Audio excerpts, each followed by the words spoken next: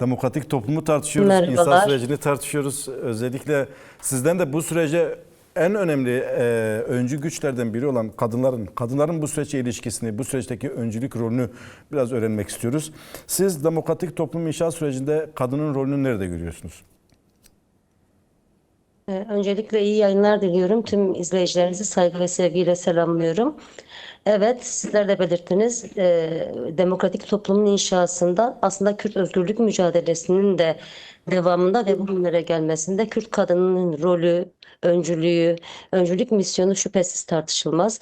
Nitekim Önder Apo'da hem son süreçte heyetle gerçekleştirdiği görüşmelerde hem tüm süreçlerde dönemsel olarak kadın hareketine, özgür kadın hareketine gönderdiği mesajlarda bu misyonu, bu anlamı ve bu sorumluluğu yükleyen bir yerden yaklaşmıştı.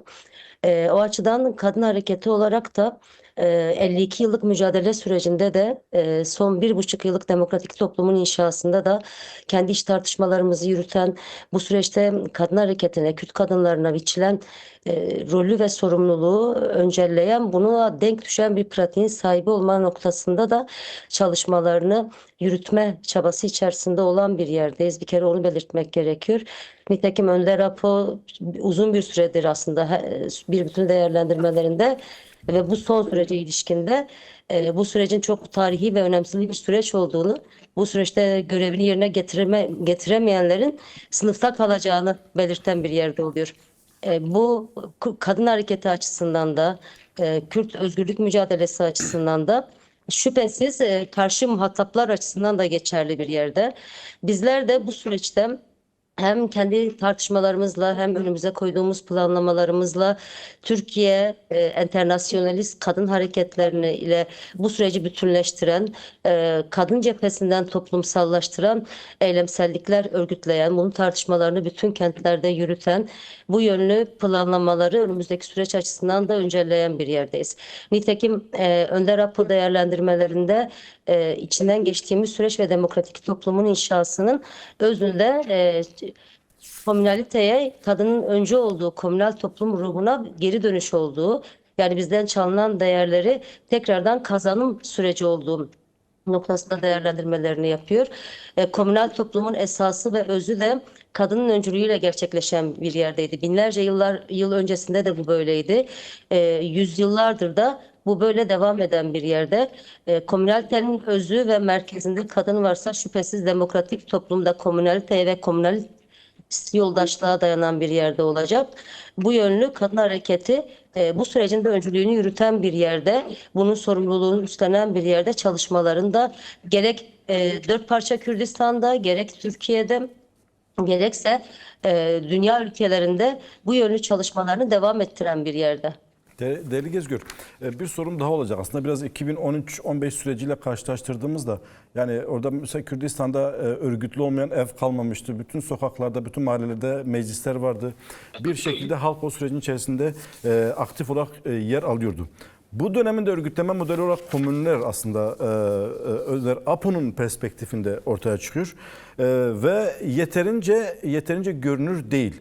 Neden kaynaklı? Yani bu dönem bu örgütlü yapının yeterince görünür olmamasının temel sebebini neye bağlıyorsunuz?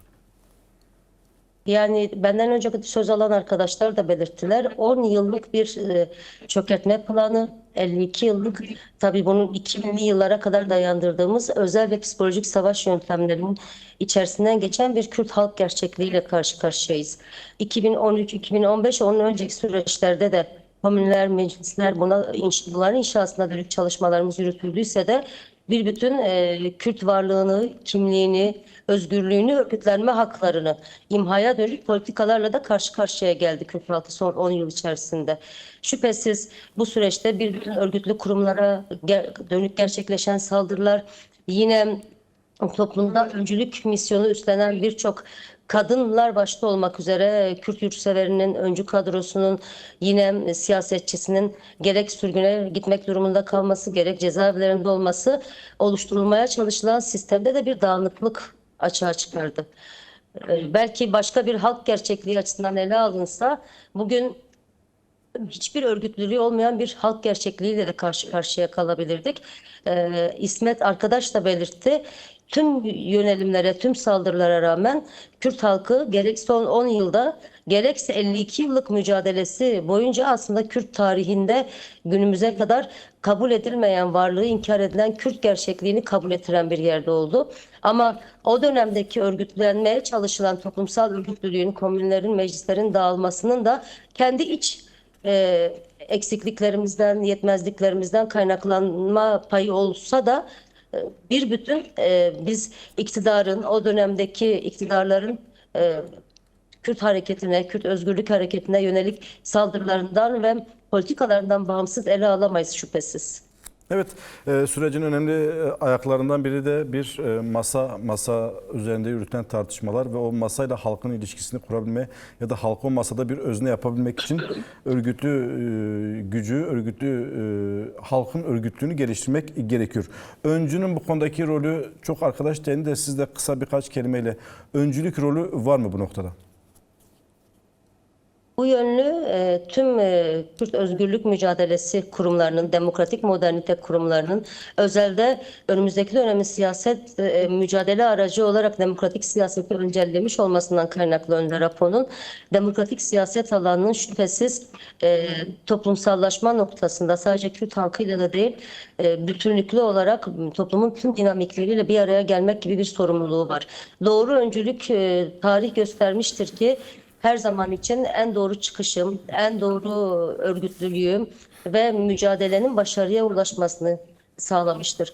Bu yönlü belki de şunu da belirtmek gerekir. Son bir aydır Demokratik Bölgeler Partisi olarak tam da Önder Apo'nun başlattığı barış ve demokratik toplum sürecini toplumsallaştırabilmek amacıyla bizler de Demokratik Bölgeler Partisi olarak Barış'ın Sözünü Halkla Kuruyoruz isimli halk buluşmalarımızı gerçekleştirdik. Bu açıdan hem toplumun farklı kesimleriyle onu belirtmek gerekiyor. AKP'lisinden MHP'lisine, CHP'lisine, farklı inançlarından, farklı dinlerinden insanlarla bir araya geldik. Bu buluşmalarda bir kez daha gördük. Toplumsallaşması bu sürecin, demokratik toplumun inşası, Önder Apo'nun demokratik toplum perspektifiyle, önümüze koyduğu perspektifiyle doğru öncülük misyonunu yerine getirebilme sorumluluğuyla hareket etme yönünde ciddi bir karşılık buluyor, bir kere onu belirtmek gerekiyor. O açıdan her birimizin kendini tarihsel bir sorumluluk altında gören bir yerden, çünkü bu süreçte olası sürecin istenilen noktaya gidememesi halinde gerek Türk devleti gerek özgürlük mücadelesi açısından istenilen bir şey olmayacak. O yönde doğru öncülükle ancak sürecin doğru temelde inşa edilebileceğini tüm buluşmalarımızda da gördük açıkçası. Bugün mesela biz Kürt halkının 52 yıllık mücadele sonrasında varlığını kabul ettirdiğini, şimdi özgürlüğünü kabul ettirme, özgürlüğünü sağlama aşamasına geldiğini söylüyoruz. Kürt halkı bugünlere geldiyse şüphesiz zindanlarda, mücadele alanlarında öncülük misyonunu en zor dönemlerde bile yerine getiren yoldaşlarımız sayesinde geldik. Nitekim bugün demokratik toplum sürecini konuşuyoruz. Barışın toplumsallaşmasını konuşuyoruz. Yine demokratik siyasetin artık önümüzdeki sürecin inşa öncüsü olduğunu konuşuyoruz. 80'li yıllarda Temmuz ayındayız aynı zamanda. 14 Temmuz direnişinin yıl dönümünün üzerinden de sayılı günler geçti. O dönemde nasıl ki varlığı yok edildi denilen Kürt halkına bir çıkış yarattırdıysa doğru öncülük zindan direnişiyle, bugün de demokratik toplumun inşasında demokratik siyasetin öncülüğü, komünler birliğini ve demokratik toplumun inşa kadrosu olma noktasında her birimizin kendine doğru temelde yaklaşması, yine dönem sorumluluklarına doğru temelde yaklaşması, gerekli ciddiyetle, kendisinden beklenti olan ciddiyetle ve sorumlulukla yaklaşması bu sürecin başarıya ulaşmasındaki temel etkenlerdendir diyebiliriz. Evet, çok çok teşekkür ediyoruz.